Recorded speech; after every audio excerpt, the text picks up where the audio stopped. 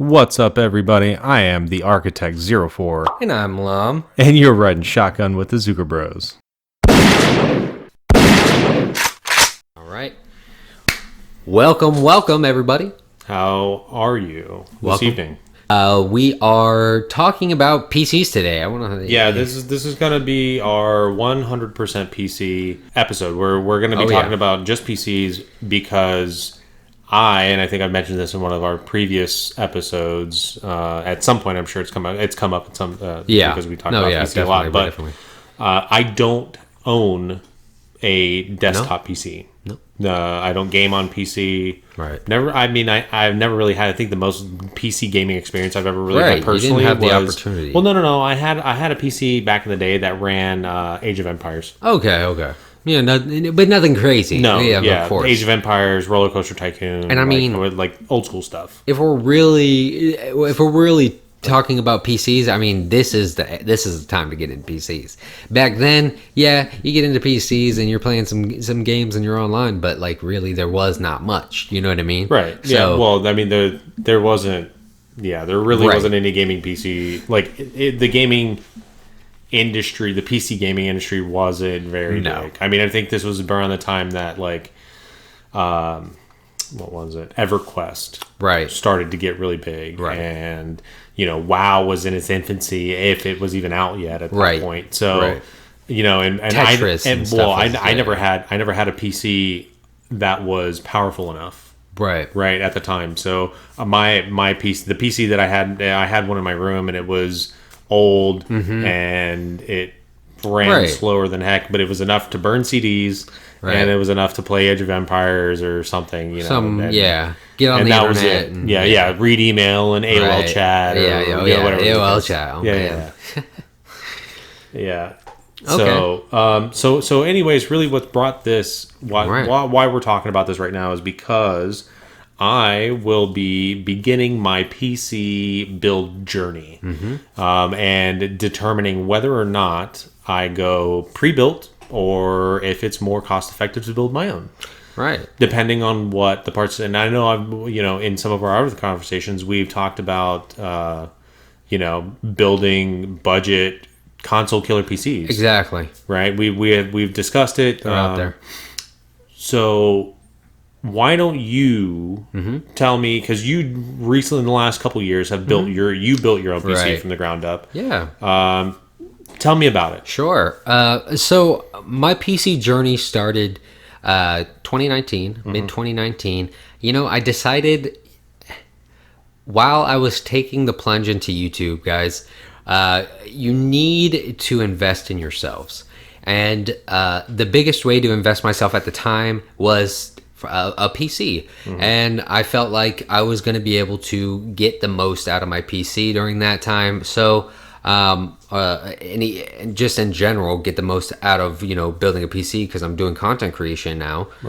So taking the plunge in 2019, I decided to take about several months within that time frame to just research computers and do my search, do my due diligence, learn more about PCs, and finally around August, I decided to just do it, and that's I felt like I knew enough. I felt like I'd watched enough, tutorials, because you can't never. I mean, you've built cars before, so it's a little different for you. I feel like you have that hands-on with the physical doing it is fine. Exactly. I mean, and at the same time, while I haven't built my own PC, You've worked with metal. I've still worked with a lot of electronics and a lot of electronic diagnosing electrical issues on cars and motorcycles and all kinds of stuff like that. So electricity and computers and that sort of stuff is not foreign to me by any means. And I think it's going to be a lot easier for you to get faster to build your PC than it was for me. It definitely was very foreign, so I took a lot of time beforehand to make sure that I got everything right and I knew what I was doing. Now, I have taken some time in the past, because I've considered building PCs in the past. I just never really could pull the trigger because life gets in the way, or something, finances, or and whatever the case was.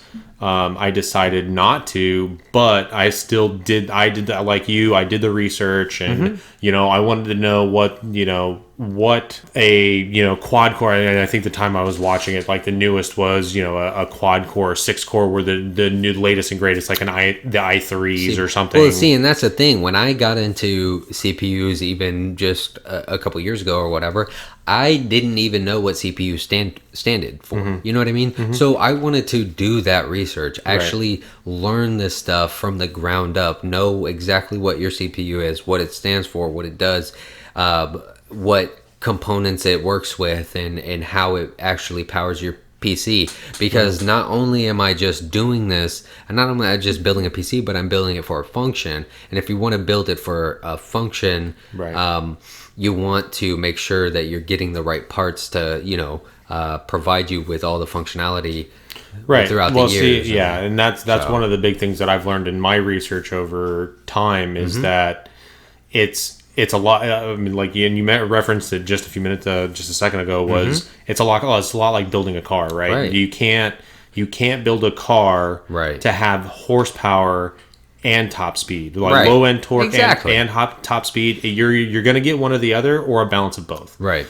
So you can't really have a computer that's going to be for like budget and you want the most power. It really does. Again, it depends on what you're doing with the computer. Exactly. What are you using it for? Right? Is it going to be strictly for gaming? Or are you going to use it for movie making and editing? And rendering. That sort of stuff. Rendering, 3D modeling and animation and stuff. That sort of stuff. A lot. It requires a lot more, and it requires a different type of internals. Right, the guts have to be a little bit different.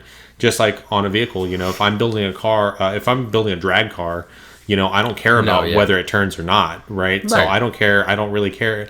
I mean, obviously you care. Obviously, you make sure it's safe. But you're going to be more geared to building the car with, pure power in mind, right? Whereas if I'm building a Le Mans car or a Formula One, obviously I want it to go fast, but the car doing 300 miles an hour in 3 seconds is not going to do me any good when I've got a turn coming up in half a mile. You know what I mean? So I'm gonna have to slow it down at that point then I have to rebuild. What you're gonna have to do is obviously you're gonna have to gear the car more towards handling and cornering and tires and suspension, and that's going to be more of a focus.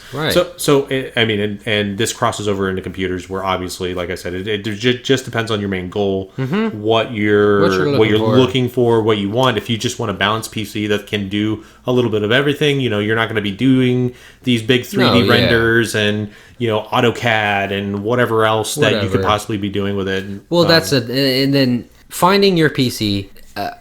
What your needs are for your PC is the biggest thing because of that.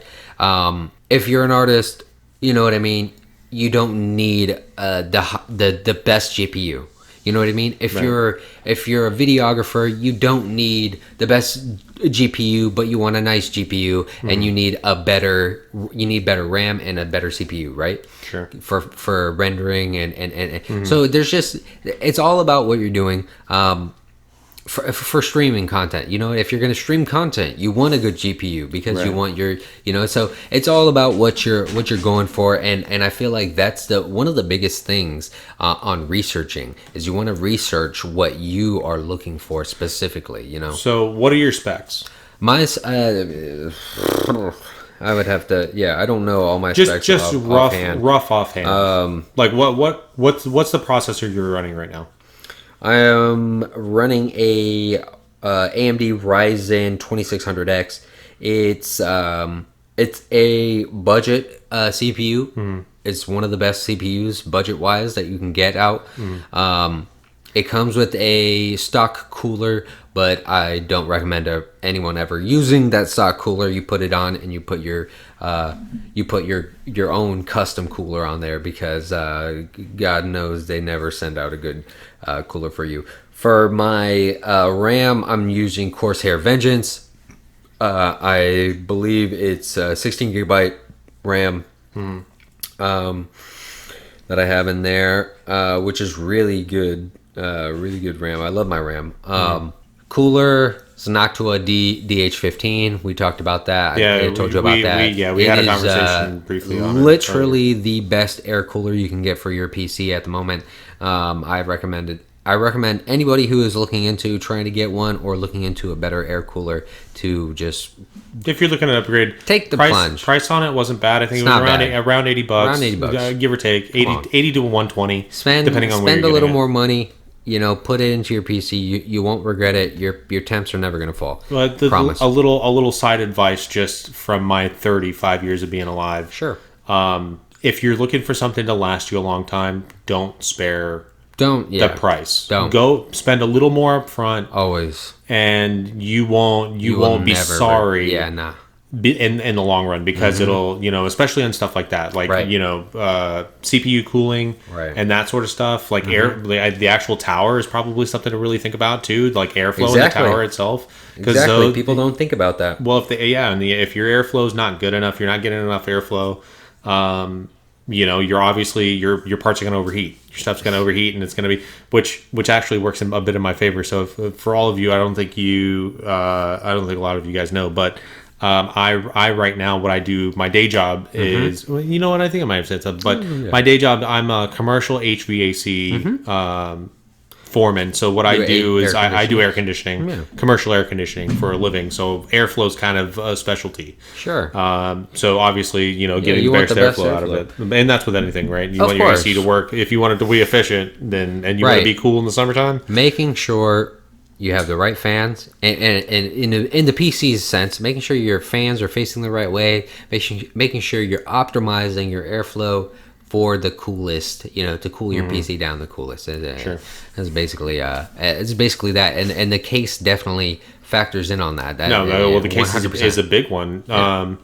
Because that's where all if it doesn't have enough intake ports, you're not going to get the flow over your parts. 100%. And I will say this too is the knowledge, knowing your stuff, making sure. I've seen so many PCs where people put their fans in the wrong way, then you have airflow blowing in both ways, from the front and through the back, coming in through a central, and it's not there's no airflow. It's all.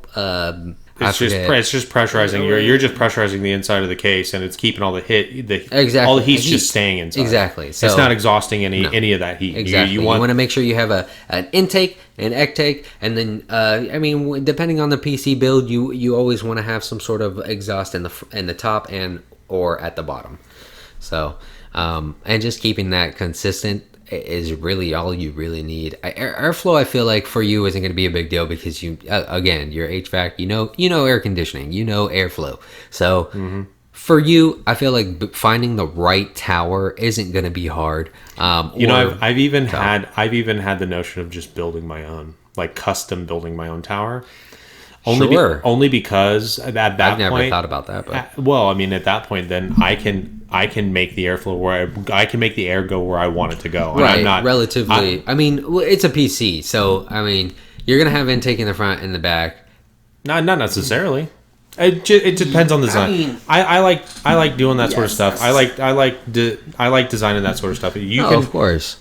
But if you're looking at PCs though, no matter what, you're either mounting if you have a radiator and you're doing water cooling, you're mounting it to the top or the front of your PC.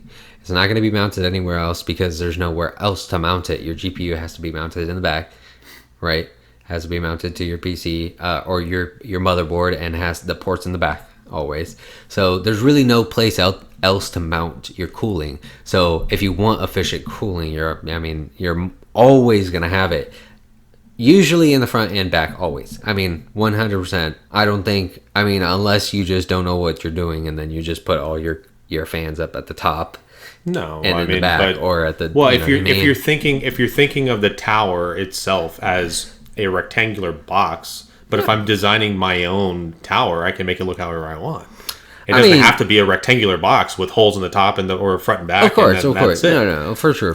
But at that point, you're not. That's custom. You're going to be paying for that. Yeah. Well, I'm going to be if I build it myself. I'm not paying anybody. myself with my own two hands, is what I'm saying. Okay, yeah. From design to completion. I got you. I'm physically no. You're not. Yeah. We haven't gotten that. We're on that. We haven't gotten that far yet. We're not. No. We're definitely not on the same page. So, because you're thinking of a custom, like that's me. What I'm saying. You're commissioning. I'm custom commissioning somebody for a custom build. No. Of course you can, but that means yes, you have to make sure that you got to make sure everything's up to a par, so you're not overheating anything. You know, you're not suffocating any products or But that's of course. Again, that's kind of my area of expertise. That's what I do for a living. Is airflow. I mean, literally what I do is airflow. But I'm not. Anyway, I got you. Moving on. So what's the GPU you're running right now? Right. If we're getting back to that, my PC, I'm running a 580 Gaming X MSI Gaming X 580 VR ready. I can't remember exactly. It's like the 8 gigabyte. Well, if anybody's curious, I'm gonna put everything in the description. If you guys want to know the specs of my PC, it's gonna be below. Just go look. You know what I mean. I just want rough, brand and rough, basics. MSI Gaming X model numbers. It's a 580. It's a good GPU for what I have. It's good. It's VR ready. Like I said, it's nice. And then I have two 500 gigabyte SSDs in there. They're on the cheaper side, about $60 each. They're awesome. I love them. And then I have a 2 terabyte external SSD that I use for videos and stuff like that. So you said you have two 500 gig SSDs that are internal SSDs? SSDs, yep. Solid state drives for anybody if you're new and you're not exactly sure what that means. So a solid state drive, as far as hard drives are concerned, are a little bit newer in the market. I mean, they've been around for quite a while. I was going to say, if you're on this video, you know computers. Not necessarily. You never know. You should know what the SSD is. But yeah, SSD, solid state drive. It's going to be your memory. It's going to be what holds all your videos and stuff like that. All the data. Your main data. Yeah. So your OS and everything like so that. So yeah, whenever you go into the computer and you hit save file and save here, it's going to push. Those are your drives. That's going to push it to your hard drive. Right. Basically your C drive, D drive, whatever you got. Basic. Those are basic. I got the 2 terabyte external that I do. It's a Samsung. It's nice. It's not crazy fast or anything like that, but it holds videos and it's good. I mean, it's enough for storage. Exactly. That's what it's. And that's what I need. Right. I mean, you need the extra storage. So. Exactly.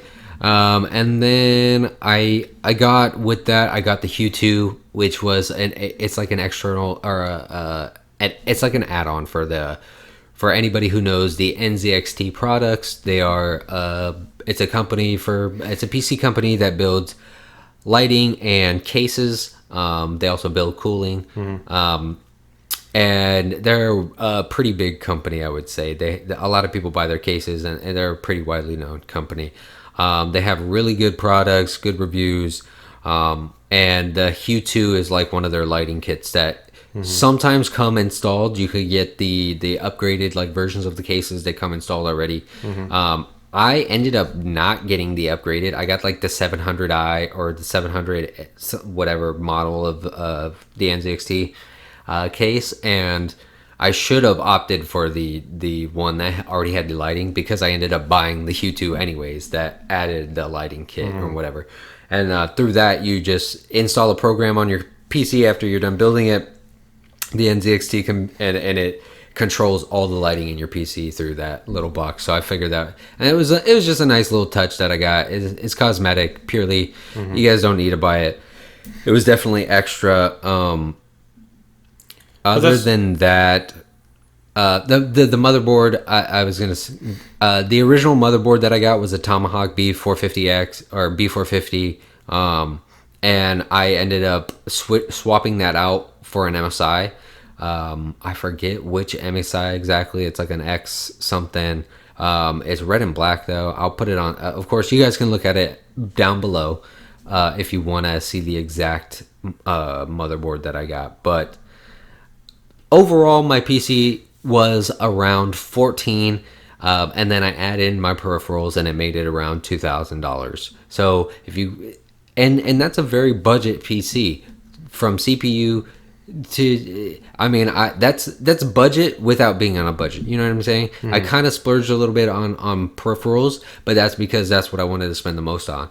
If I could have spent 1,000 on a GPU, and then, you know what I mean, gypped out on my other parts, but that's not what. Well, I mean, you can honestly, if you really wanted to, you could probably spend up or almost 10 grand on building a PC. You can literally spend way more money than you can spend a car. You can spend literally a car on a PC. Yeah, basically, for sure. So, and I've seen it done multiple times. People have built $10,000 PCs that are dream PCs, water cooled. They're all, they're all white or all red, whatever color. That's going all out. And I feel like I did good with my PC. I'll put a picture somewhere in there so you guys can see what my PC looks like. But I feel like I did a good job with my PC, creating what I wanted aesthetically with the red and black look and the Miles Morales like look kind of, and then also budgeting, because I spent a little more also on wiring. A lot of people won't really care for that or good whatever cables, sure. But yeah, I spent some money on some good nice cables. It's a carbon color with red, and it's like matches the red and black theme that I got going on in there, and it really cleans everything up nicely and just looks really nice. So something I would suggest some people to look into, because if you just want a PC that runs well, is not aesthetically pleasing to the eye, then don't worry about any of that stuff. Well, if you're a function over form kind of person, you don't care what it looks like, then Aaron, we have our buddy. Do spend most of your money on the actual guts of the PC. Make sure you take the time. Get a really good set of data transfer cables, because all of your cabling inside that matters. That connect your GPU to the motherboard and all this to everything else. Those connections are super important, because if they're low quality, your PC will not function at its optimum. And that's another thing. State. Those are little details that I feel like are easily overlooked. It's like, I'll just buy this $40 wiring kit. It's cool. No big deal. That just goes back to do your research. You know what I mean? No, for sure. That's what I want to. I feel like coming back, I want you guys to make sure you do your research. If you guys are going to be building a PC, just do your research on the parts that you want, because every part is different too.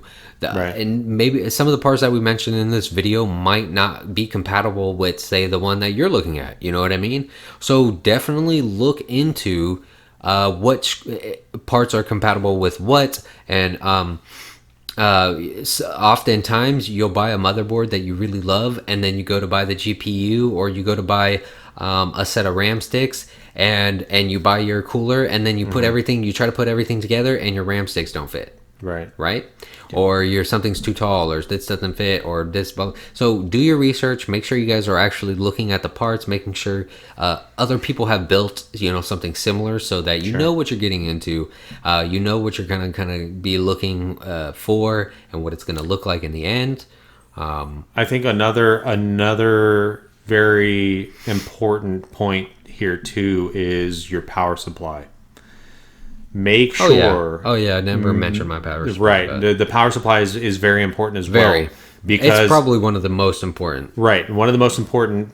And I say that because if you want expandability in the future, you want to make sure that you have a power supply that will be able to support the electrical demands of the upgraded parts in the future, your GPUs and stuff like that. Right, which is GPU, I think, is one of the bigger.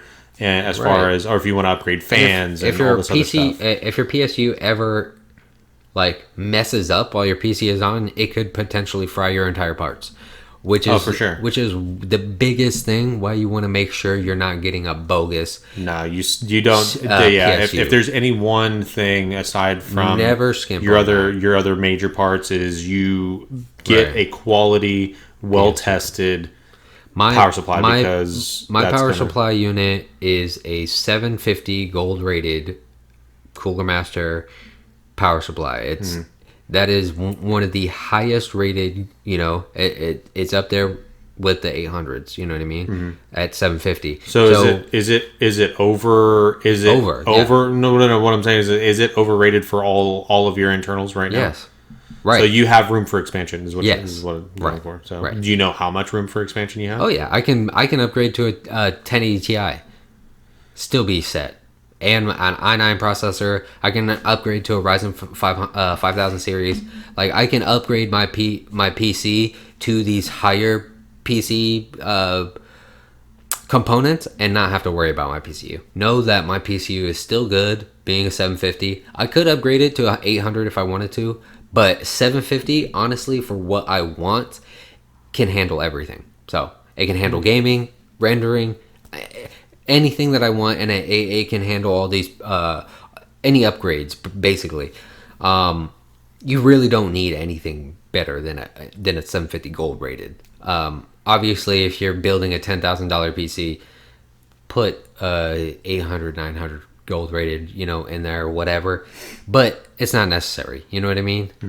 If you ask Christopher Yee, some of these other YouTubers that've been doing this PC thing for years, they'll tell you it's just not necessary. You know what I mean? There was a YouTuber I actually just watched. I forget his name. I'll go ahead and put in there right here in the video for you. But he showed us how to buy a $100 PC that can play games and that has an i5 in it, right? A 2000 series GPU or whatnot, or not GPU, but it has basically what you do is you go on Amazon, you buy you look for a pre-built Dell or whatever that are older that have i5s and support 2000 series motherboards that support that, and you buy a GPU that is a nicer GPU, and you buy something I think it was like RAM or with some other component and then that's it. You just install those two pieces, boom, you have a PC for $100. You know what I mean? So he's basically showing people that, I mean, there was downfalls, like you couldn't upgrade it. There's a lot of, you're stuck to your PC.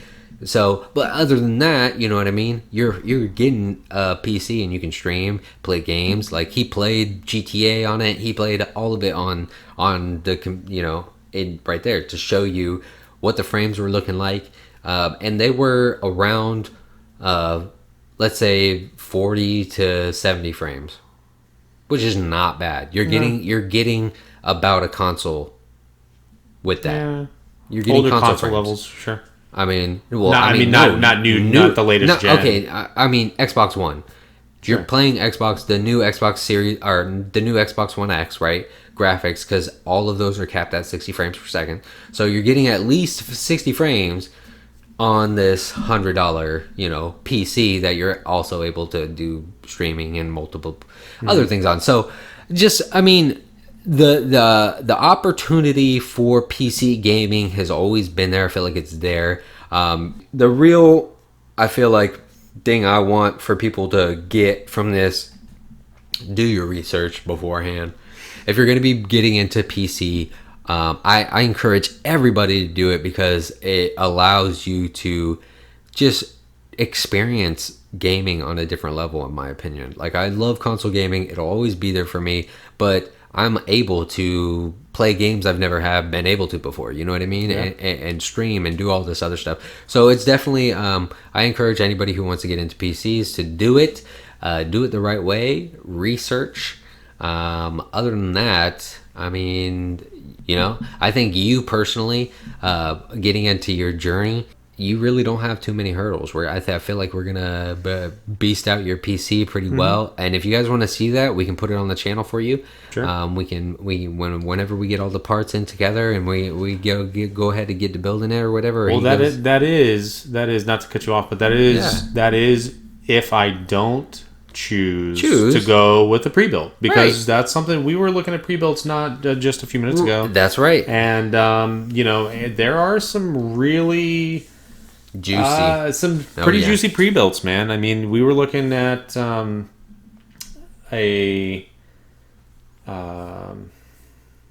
Alienware. So it's an article by Tom's Hardware, right? Is what we were looking at. And this is their top. I think it's like their top 5 picks for. I think it was 2021's top 5 picks for pre-built gaming PCs. Right. Top 6. It looks like they may have added a budget PC at the end. Maybe an honorable mention here. So starting at the bottom, number 6 was a Dell G5. Some brief stats on it. Comes with an Intel Core i7. That's the highest, right? Because wasn't there like levels? I think. Well, no, that was with a different one. Was that just with that one? With the Alienware? I think. No. This one. Yeah, this is okay. I think you're right. These specs were for the highest level. Mm-hmm. And the highest level of this one specifically was an i7, an NVIDIA GeForce GTX 1660. Mm-hmm. RAM comes with 16 gigs of your standard DDR4 and a 512 gig SSD, just the one, right? So, and I think that's going for about $1,000. Right. Obviously, it's a Dell pre-built, pretty baseline. Basic, I think you can go. I think they have other versions with some lower end parts, as far as like a lower end GPU, right? And I think a lower end CPU, right? That was landing around $650. And something like this, you're not going to get the nice RGB window aesthetics. It's just going to be your Dell. It looks like it has the window. Honestly. It might. But, and even still, if it has a nice little window, that's nice. But you're getting a Dell. It's not gonna, there's like the pretty RGB RAM sticks and whatnot. That's gonna come on your customs. Definitely not gonna be that one. Okay, so we had another one here, which their number 5 pick was the Main Gear Vibe 2020. Interesting. Yeah. So it has an Amazon link here. They don't actually list the price, but the base stats on it are an Intel Core i9, an NVIDIA GeForce RTX 2080, which is not bad. 2080 Ti. Right. The 32 gigs of DDR4, 1 terabyte SSD, and a 4 terabyte HDD. So 5 terabytes of storage altogether. The SSD for faster storage option, and then once that fills up, you can switch over to your HDD for 4 terabytes. Right. But as far as price point, I want to say they may have it in here. Hold on one second. Does it say on the Amazon link? No, it didn't specifically. No. I couldn't find it. Interestingly enough. So it's sold out on Amazon, basically, or discontinued. The link, yeah, I guess that might be the case. Which is okay. I mean, that's just yeah. I mean, you might not be able to find that. If that's the case, though, I mean, you can find those actual parts for probably around 12 or so.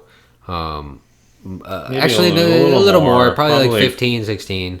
For the i9 and the 2060 or the 2080. Gotcha. Okay, so next on the list they had here, number 4 was Zotac Mac Mini.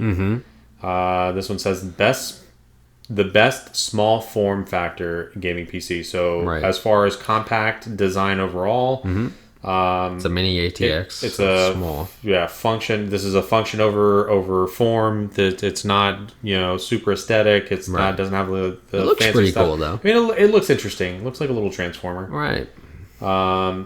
Price point on this one, let me go over the specs here real quick. So it's an Intel Core i7. The GPU is a Zotac Gaming GeForce RTX 2070 Super. The RAM is 16 gig DDR4.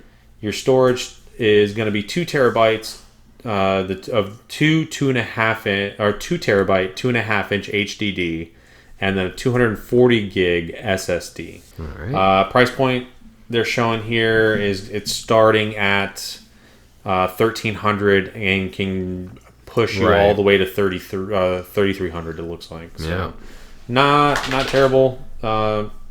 Excuse the dog's flappy ears. Oh, he's all right. And then this was the one. This one specifically was the one that really piqued my interest. I think we talked about the most was number 3 on the list is the Alienware Aurora R11. And if you guys aren't aware, the Alienware computer company has been around for a very long time, and they're very reputable with their PCs and their laptops. To be specific, their laptops actually are one of the most powerful laptops that you can buy gaming wise. Gaming laptops, right? Right. Well, so Alienware was the and still is a subsection of Dell. Alienware is built by Dell specifically for gaming purposes. Right. It was their sub brand geared for gaming, and they've been a leader in the industry as far as pre-builds. Okay. I can give it that. For me, they've been, when I hear Alienware, it's, synonymous with pre-built gaming PC. If I wanted a gaming PC right now that I can plug into the wall and it's going to run with the top dogs, more or less, right? Yeah, depending on how much you want to spend, right? Then Alienware was usually that one of those top notches, as far as that was concerned. So, right. Just some of the specs on it, and this is going to be probably, I want to say this is their maxed out version, which is going to be a bit pricey. But it was an Intel. So for the CPU, we got an Intel Core i9. GPUs, an NVIDIA GeForce RTX 3090. RAM memory 64 gig, HyperX Fury DDR4 at 3200 megahertz, which is pretty good. Storage is 2 terabyte SSD, 2 terabyte SSD, and a 2 terabyte HDD. So you have 4 terabytes total storage. And that price point, I think, landed somewhere around the $1,700 range. It was like 15, 16, I think. I think it was like 16. Well, and I want to say they even had 17 actually. No, this is 17. It was like 17. They had a few other options that probably could have pushed it upwards of 2,000, right? Depending on what you chose, right? But I mean, 1,600 for a pre-built that you, like I said, you plug it in the wall and it's got. I mean, it's got some pretty darn good specs. It has better specs than my PC, and I paid around 14, right? So add a couple $100 more, you're getting a 2080 or no, a 3090 and an i9. Yeah, you're goddamn. Well, but your price was also with peripheral, of course. So no, that's what I'm saying. Well, no, I'm saying without that. 14 just for the tower. Just for the tower and everything, and then adding in my peripherals, it made it around 19. So yeah, if you're asking me, that's a damn good pre-built, and I would definitely. I mean, for the price, I would definitely. Yeah, if you were in a jiff and you a jam, you wanted something, you needed a PC, $1,500-$1,600 you had to spend, boom. All right, so I'm just gonna skip through the last two really quick. Sure. Corsair Vengeance A4100 was another number 2 on the list with an AMD Ryzen 3700X. GPU is an MSI GeForce RTX 2070 Super Ventus GP. The RAM Corsair Vengeance RGB Pro DDR4. Right. I think that the tower looks really cool. This is a super aesthetic tower. It's lit up all over the place. I think it's practically all glass around the whole thing. But storage was a 480 gig Corsair Force SSD and a 2 terabyte Seagate Barracuda HDD. Gotcha. Not bad. Price point is around $2,000. I think that's a little high. No, I think for those parts, I think that's the lowest, right? That's the only price. That's the only one for that one. Okay. Yeah, that was the only price listed. So $2,000. Not bad. It's not bad. I guess you're paying more for I think the name at that point, Corsair. Corsair is really good RAM though. So. All right, and then number 1 on the list was the MSI MEG Trident X. Yep. The best mainstream gaming PC is what they're calling it. Per again, this is Tom's Hardware, by Tom's Hardware. So CPU is an Intel Core i7. GPU MSI GeForce RTX 2080, the Ti. RAM 32 gig Samsung DDR4. And your storage is a 1 terabyte Western Digital SSD.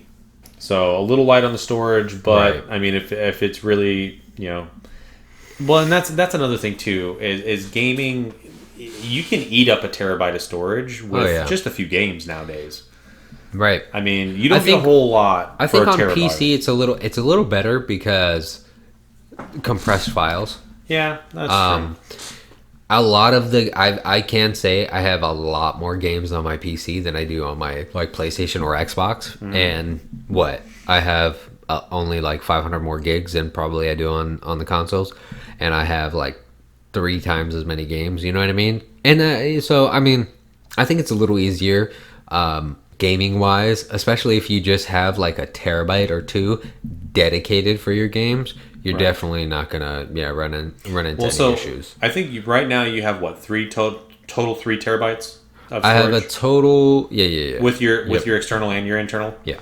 So I have an external on my Xbox One, right, and that one's a 2.5 terabyte external, and then I have a 1 terabyte internal on my console.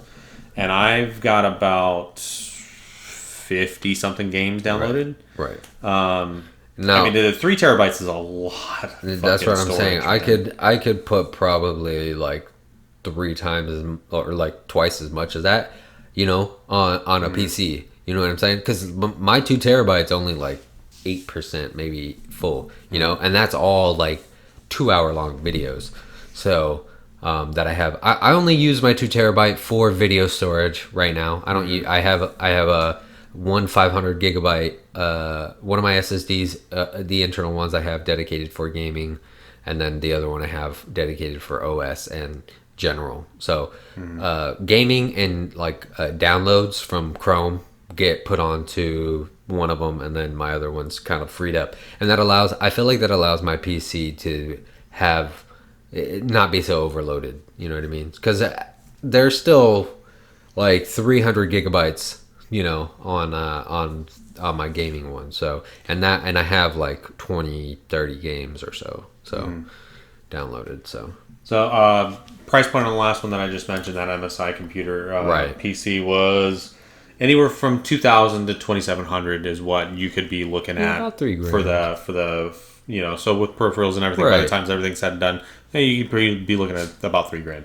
So I mean, obviously a wide range of pre-builts out there, and I'm sure we didn't even scratch the surface with any. I mean, we were talking about earlier was Artesian PCs. It's another company. That company is a custom PC builder, which you pretty much go in, you give them specs, and they can build you anything custom that you want and send it off to you, and you plug it in. Nice etched glass with your logo on it, whatever you want, man. Whatever you want, they can do it. And it's nice finding companies like that, honestly. That will build you a PC and then customize it for you. And there's a lot of these other, if you guys like with my PC, if I want to send it into a company and get it customized, just the parts, you can do that too. So if you want to go with the pre-built and then like customize it yourself, I'm sure you can do that. Oh, for sure.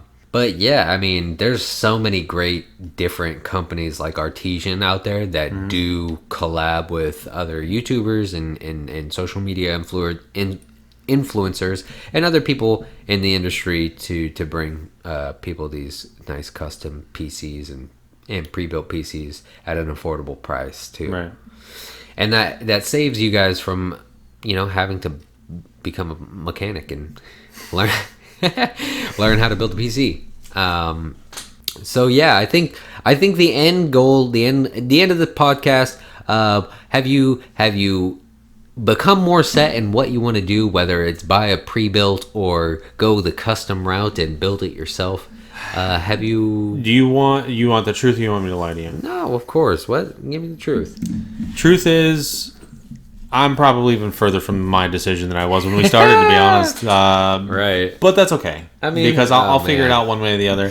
I need to do some more research, more so for pricing and sourcing parts. Right. Because that's another thing. It's a big realm. If I can't source the parts that I'm looking for, that I think that I feel that I want in my PC, and I just can't find them anywhere, but I can get them in a pre-built. Might be the better option. Maybe that's a better option. So exactly. that's kind of where I'm at, and that's my homework and research that I need to do. Man.